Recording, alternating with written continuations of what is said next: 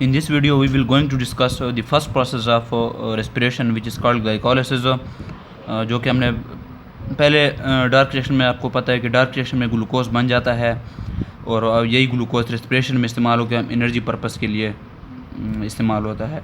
So first process glycolysis, जो कि mainly occur होता है cytoplasm. It occurs in cytoplasm.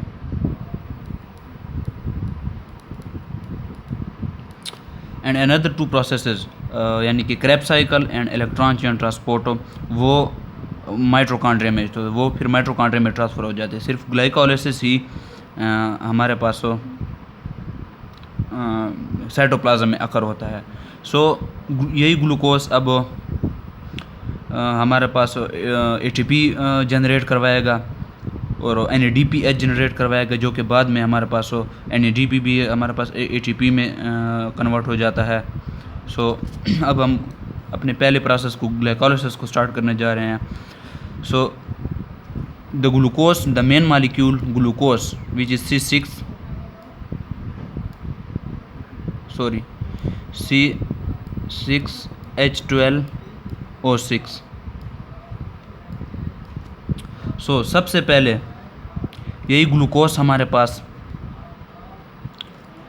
ATP use करेगा, जो कि हमारे जिस्म में मौजूद ATP यूज़ करेगा और वो ADP में कन्वर्ट हो जाएगा और एक फास्फेट निकल जाएगा. ठीक है, एक फास्फेट निकल जाएगा और उसके साथ एनर्जी रिलीज़ होगी. उसके साथ एनर्जी रिलीज़ होगी और यही एनर्जी और उस फास्फेट को इस्तेमाल करके हमारे पास ये ग्लूकोज बन जाएगा. Glucose 6 phosphate.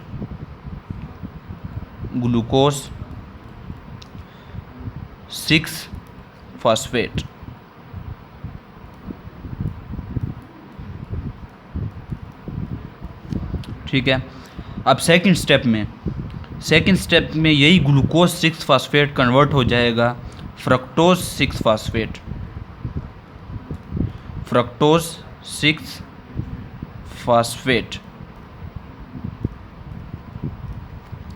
यानी कि ग्लूकोज हमारे पास 6 कार्बन कंपाउंड है, 1 2 3 4 5 6. यहाँ पर 6 कार्बन के साथ फास्फेट अटैच हो जाता है. इस एनर्जी और फास्फेट को इस्तेमाल करके ये हमारे पास ग्लूकोज 6 फास्फेट बन गया. अब दूसरे स्टेप में ग्लूकोज 6 फास्फेट फ्रक्टोज 6 फास्फेट में कन्वर्ट हो जाएगा. किस तरह कन्वर्ट हो जाएगा? आइसोमराइज होके. आइसोमराइज्ड.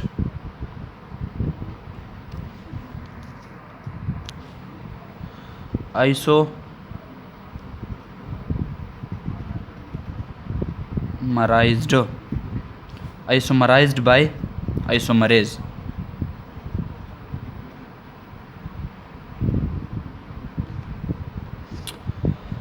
यही ग्लूकोज 6 फास्फेट हमारे पास फ्रक्टोज 6 फास्फेट में कन्वर्ट हो जाएगा. किस एंजाइम को यूज़ करके? आइसोमरेज के एंजाइम को यूज़ करके.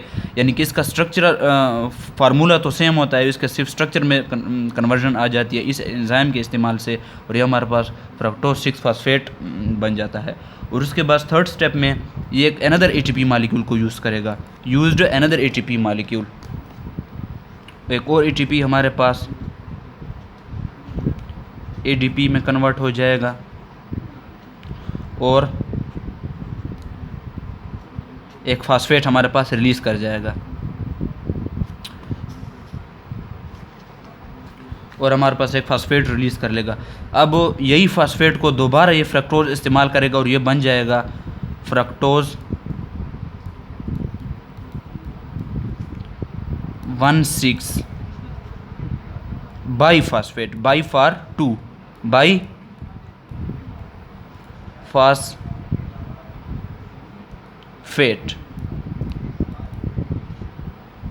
फ्रक्टोज 1,6 बाई फास्फेट, यानी कि 1 carbon 2 carbon 3 carbon 4 carbon 5 carbon 6 carbon.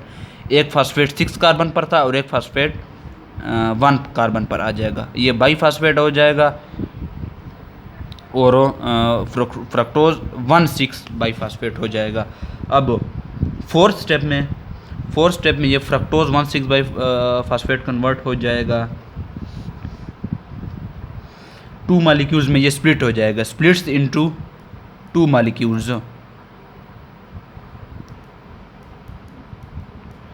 splits into 2 molecules.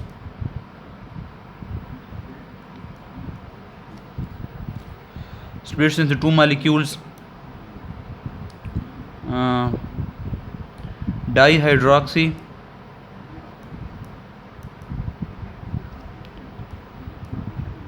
acetone phosphate और दूसरा हमारे पास बन जाएगा 3 फास्फो ग्लाइसरल्डिहाइड।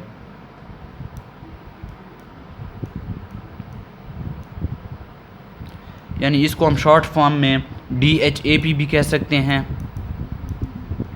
और इसको हम कह सकते हैं PGAL फास्फोग्लाइसरल्डिहाइड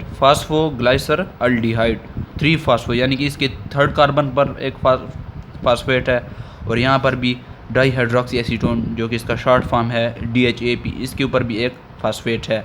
अब यही दोनों मालिक्यूल एक दूसरे के साथ इंटर कन्वर्टिबल है, ये इसमें कन्वर्ट हो सकता है और ये इसमें कन्वर्ट हो सकता है। सो इन द फिफ्थ स्टेप ये इसमें कन्वर्ट हो जाएगा और ये हमारे पास जब ये इसमें कन्वर्ट हो जाएगा, ये हमारे पास इस मालिक्यूल में कन्वर्ट हो जाएगा by the action of enzyme, ये हमारे पास बन जाएगा 2 PGAL 2 फास्फोग्लाइसरल्डिहाइड। ये स्टेप हमारे पास हो गया conversion. This step is called conversion. अब 2 फास्फोग्लाइसर, अब हमने इन दो मालिक्यूल्स को लेकर साथ चलना है, ठीक है। पहले हमारे पास एक मालिक्यूल आ रहा था, अब यही जो फ्रक्टोज स्प्लिट होकर 2 मालिक्यूल्स में आ गया। सो यही DHAP भी दोबारा इसमें कन्वर्ट होगी, अब यही हमारे पास 2 PGAL बन गया। अब यहाँ से हमारे पास ऑक्सीडेटिव फेज शुरू हो जाता है, यहाँ से हमारे पास ऑक्सीडेटिव फेज शुरू हो जाता है। ऑक्सीडेटिव फेज, अब ऑक्सीडेटिव फेज, ऑक्सीडेशन किसको कहते हैं? जब हमारे पास ऑक्सीडेशन होती है। सो रिमूवल ऑफ हाइड्रोजन को हम ऑक्सीडेशन भी कह सकते हैं। सो इस स्टेप में हमारे पास NAD मालिक्यूल इन्वॉल्व होंगे। NAD कन्वर्ट हो जाएगा NADH+H+, यानी कि 2 हाइड्रोजन NAD ले लेगा इस PGAL मालिक्यूल से। सो PGAL मालिक्यूल की ऑक्सीडेशन हो जाएगी, यानी कि ये हाइड्रोजन रिलीज़ कर देगा, ये हाइड्रोजन रिलीज़ कर देगा और यही हाइड्रोजन ये NAD इस्तेमाल कर लेगा और ये कन्वर्ट हो जाएगा NADH+H+ में कन्वर्ट हो जाएगा। और तो ये PGAL मालिक्यूल हमारे पास कन्वर्ट हो जाएगा PGA, सिंपल PGA। अब सिंपल PGA हमारे पास होता है फास्फोग्लाइसरिक एसिड या फास्फोग्लाइसरेट। लेकिन ये याद रखना है कि मालिक्यूल्स हमारे पास 2 हैं। जब मालिक्यूल्स 2 हैं तो NAD भी हमारे पास 2 होंगे और ये भी हमारे पास NADH+ भी हमारे पास 2 बनेंगे, क्योंकि हम अब दो मालिक्यूल्स को साथ लेकर आ रहे हैं। सो ये हमारे पास PGAL कन्वर्ट हो गया 2 मालिक्यूल्स ऑफ फास्फोग्लाइसरेट, सिंपल फास्फोग्लाइसरिक एसिड, ठीक है। अब नेक्स्ट स्टेप में यही फास्फोग्लाइसरिक एसिड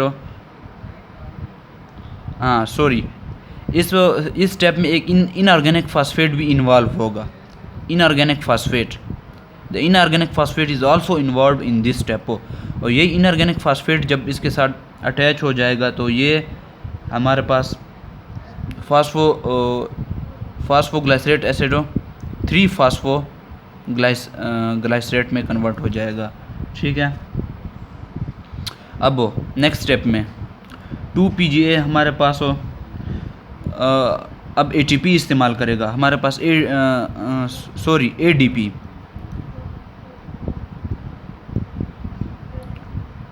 ADP आएगा। ADP हमारे पास कन्वर्ट हो जाएगा ATP में, और ये इसकी हो जाएगी डी फास्फोराइलेशन, यानी कि इससे फास्फेट निकल जाएगा और ADP में ऐड हो जाएगा, जिससे हमारे पास ADP कन्वर्ट हो जाएगा ATP में। सो ये हमारे पास बन जाएगा 2PGA।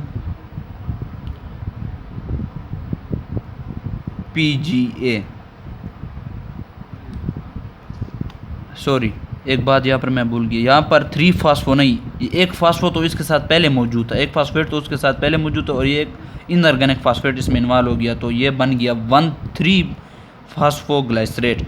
अब इस 1,3 फास्फोग्लाइसरेट में हमारे पास ADP ATP में कन्वर्ट हो गया और एक फास्फेट, और एनर्जी रिलीज़ हो गई, जो एनर्जी और फास्फेट को इस्तेमाल करके ये ADP ATP में कन्वर्ट हो गया, और ये 1,3 फास्फोग्लाइसरेट में से एक फास्फेट निकल गया, हमारे पास हो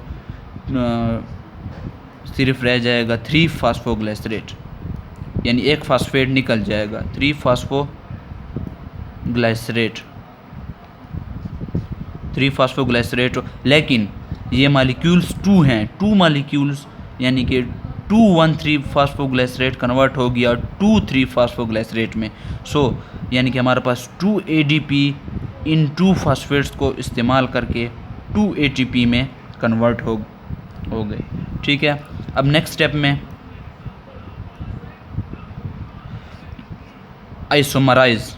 अब अगेन हमारे पास आइसोमराइजेशन होगी, यही फास्फोग्लाइसरेट हमारे पास आइसोमराइज हो जाएगा, 3 फास्फोग्लाइसरेट हमारे पास आइसोमराइज हो जाएगा 2 फास्फोग्लाइसरेट में, 2 फास्फोग्लाइसरेट, यानी कि होगा सिंपल वही 2PGA होगा, यानी 2 मालिक्यूल्स ऑफ फास्फोग्लाइसरेट होंगे, लेकिन यहाँ पर 3 फास्फोग्लाइसरेट होगा और यहाँ पर 2 फास्फोग्लाइसरेट। आइसोमराइजेशन हम किसको कहते हैं, यानी कि स्ट्रक्चर उसकी चेंज हो जाए, मालिक्यूलर फार्मूला उसका सेम हो, मालिक्यूलर फार्मूला उसका यहाँ सेम है, यहाँ पर भी PGA है और यहाँ पर भी PGA है, और हमारे पास इसकी स्ट्रक्चर में तब्दीली आ गई। पहले फास्फेट इस 3 के साथ अटैच था, अब वो फास्फेट इस 2 के साथ अटैच हो गया है। अब नेक्स्ट स्टेप में ये हमारे पास 2 मालिक्यूल्स ऑफ फास्फोग्लाइसरेट आइसोमराइज्ड फास्फोग्लाइसरेट बन गए हैं। अब यही आइसोमराइज्ड फास्फोग्लाइसरेट हमारे पास नेक्स्ट स्टेप में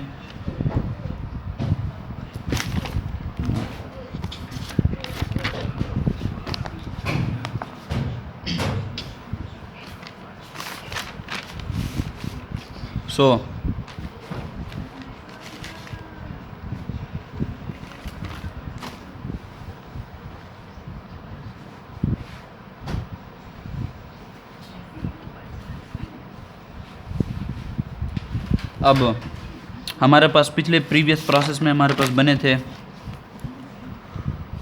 2 मालिक्यूल्स ऑफ PGA, लेकिन 2 फास्फोग्लाइसरेट थे, आइसोमराइज्ड थे, 2 फास्फोग्लाइसरेट। अब नेक्स्ट स्टेप में इससे एक H2O निकल जाएगा, इसकी डिहाइड्रेशन होगी, इस 2 फास्फोग्लाइसरेट के हमारे पास डिहाइड्रेशन होगी, और जब इसकी डिहाइड्रेशन हो जाएगी तो ये हमारे पास कन्वर्ट हो जाएगा phosphoenol PEP। PEP stands for phosphoenol pyruvic acid, pyruvic acid, phosphoenol pyruvic acid. अब नेक्स्ट स्टेप में, in the next step phosphoenol pyruvic acid हमारे पास अगेन ADP इस्तेमाल करेगा और ADP ATP में कन्वर्ट हो जाएगा, ADP हमारे पास कन्वर्ट हो जाएगा ATP में, और इससे एक फास्फेट निकल जाएगा, इस फास्फेट निकल जाएगा और यही फास्फेट ADP इस्तेमाल करके ATP, लेकिन हमारे पास 2 मालिक्यूल्स थे, सो फास्फोफिनोल पैराविक एसिड के भी 2 मालिक्यूल्स बनेंगे, जो कि फास्फोफिनोल पैराविक एसिड बाई डिहाइड्रेशन के ज़रिए, जो कि by the action of enzyme dehydrogenase के ज़रिए बने थे, डिहाइड्रोजिनेज के ज़रिए बने थे। यहाँ पर भी 2 मालिक्यूल्स है, सो ADP भी 2 इस्तेमाल होंगे और ATP भी 2 बनेंगे।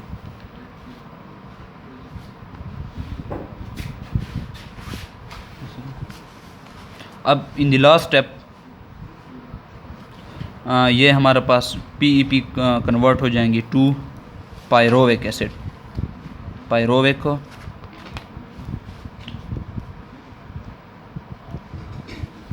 Acid, 2 molecules of pyruvic acid हमारे पास ये बन गए by the removal of phosphate from phosphoenol pyruvic acid. अब यही 2 मालिक्यूल्स ऑफ पायरोविक एसिड आगे क्रेब्स साइकिल लिंक रिएक्शन में जाएगा और लिंक रिएक्शन में जाएगा और वहीं से ये जाएगा क्रेब्स साइकिल में,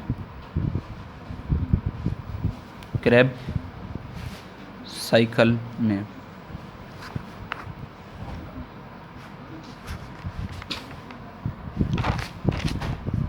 So that's the end of the topic.